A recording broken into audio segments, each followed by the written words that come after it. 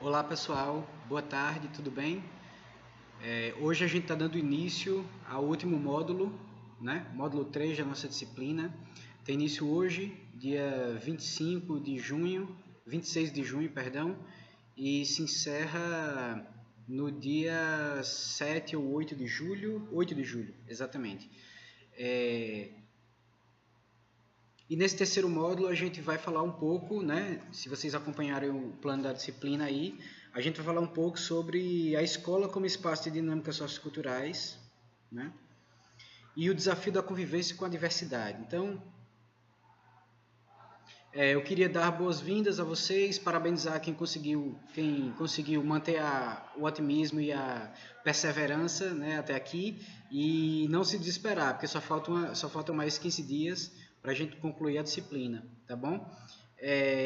Então, vamos dar início a esse primeiro vídeo, falando um pouco sobre educação e diversidade, né? O ambiente escolar como espaço de mediação. Então, tudo isso que a gente discutiu nos dois primeiros módulos, né? Tanto no primeiro módulo mais fortemente com relação à diversidade, e no segundo módulo a gente tratou de diversidade socioculturais e indicadores socioeconômicos,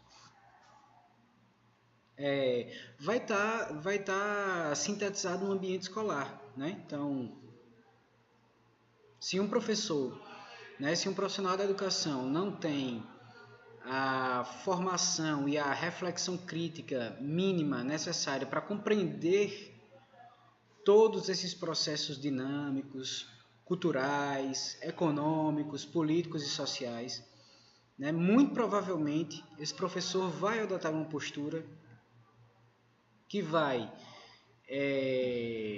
reforçar, né, um status de opressão e um status de manutenção da ordem social vigente, né?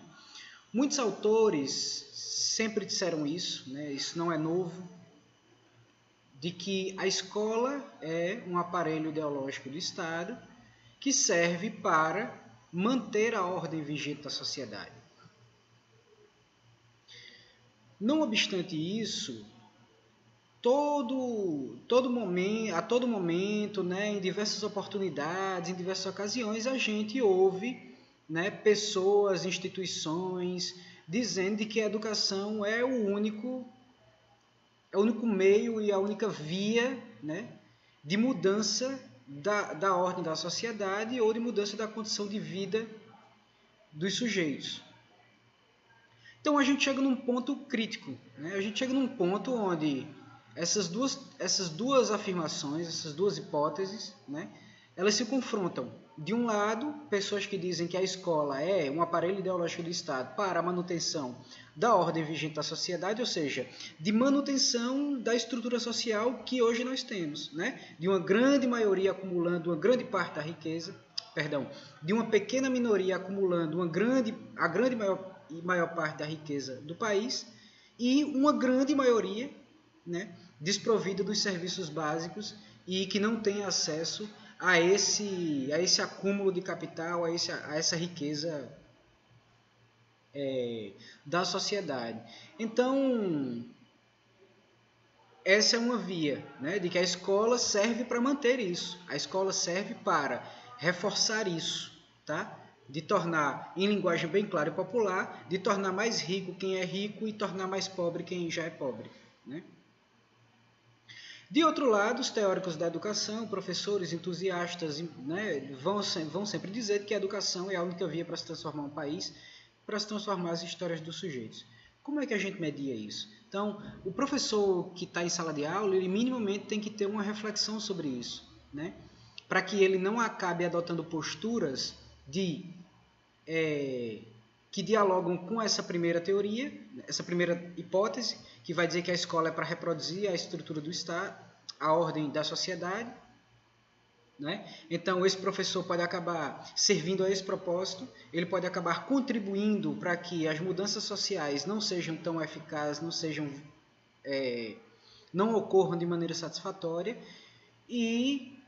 ou ele pode questionar tudo isso, refletir sobre tudo isso e se colocar numa outra via, né, numa via que permita que os sujeitos e a educação seja efetivamente uma via de transformação da vida dos sujeitos e de mudança da ordem social, né? Obviamente que esse último caso está mais ligado às teorias críticas da educação.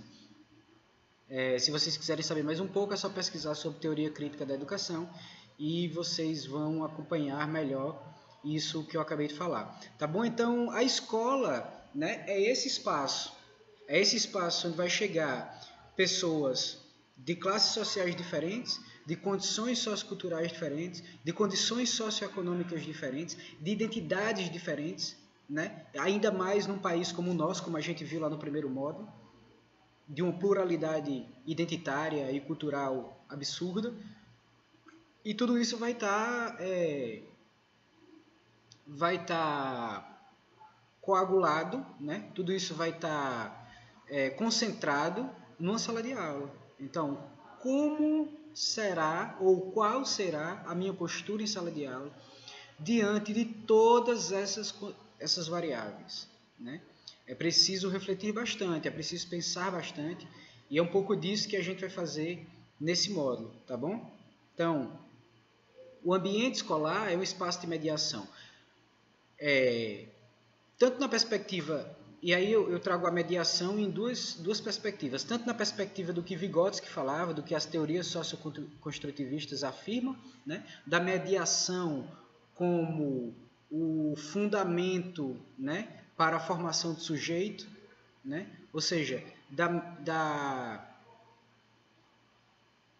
mediação como o fenômeno que permite a formação das personalidades, né? A mediação simbólica, a mediação do signo, né? E da linguagem, a linguagem como elemento de mediação para a formação do sujeito e das personalidades, mas também de mediação de conflitos, né? De diversos interesses, né? De diversas realidades,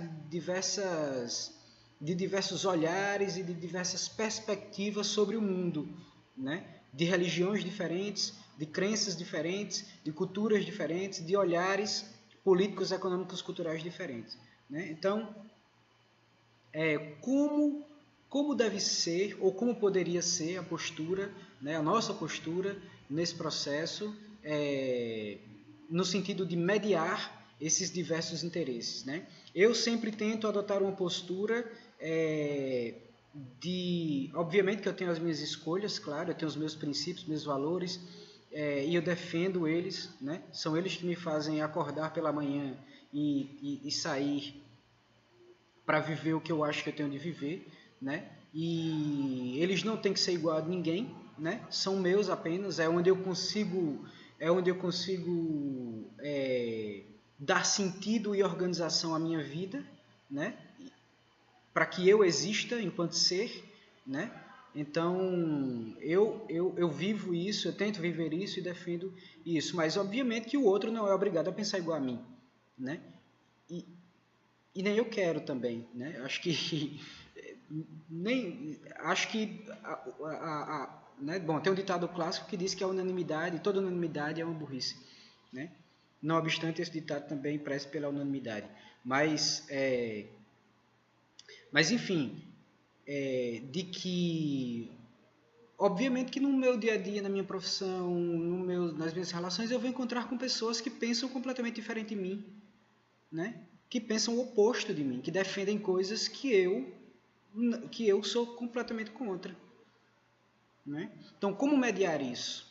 Como eu medio isso na minha vida, né? Eu me deixo levar pela bile, né? Pela fisiologia, né? A coisa visceral, e reajo, né, violentamente às coisas que desdizem o que eu digo, que não validam o que eu acho que é correto.